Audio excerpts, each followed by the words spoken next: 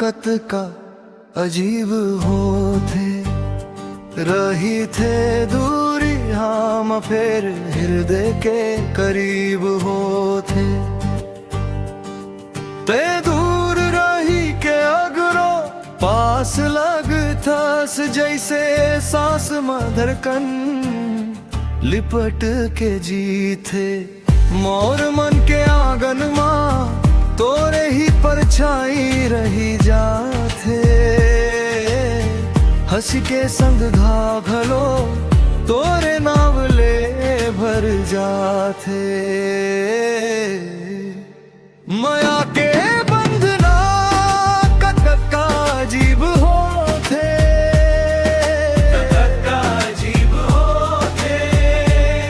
रही थे दूरी हम लिखर के करीब होथे, के करीब होथे।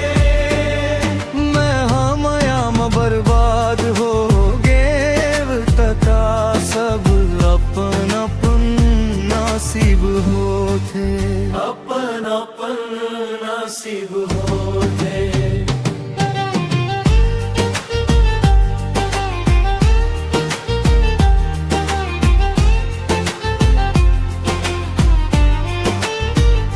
मोर आँखी में पानी पर होठ हंसत रही थे, तोरे याद के संग रात कभू कम नहीं घटी थे। जैन घड़ी ते नहीं दिखस ओ घड़ी घलो लागे से, जैसे मोर भीतर तोरे साया चलत रही थे। कैसन लेखा लिखे विधाता कैसन रीत बनाए, जही माँ मन तोर हो जाते वही माँ छूट ना पाए। माया के बंधना कत का अजीब होते, अजीब होते। रही थे दूरी हम हृदय के करीब होते, के करीब होते। मैं हम याम बर्बाद हो गए तका सब अपन अपन नसीब होते, अपन अपन नसीब होते।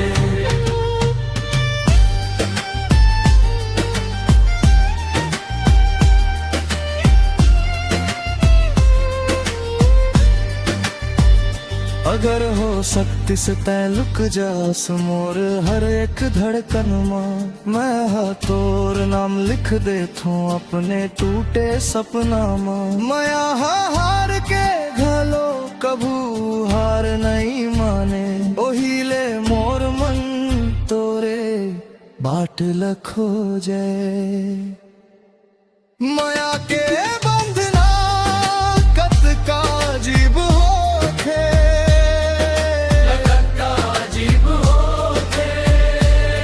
रही थे दूरी हम हृदय के करीब होथे,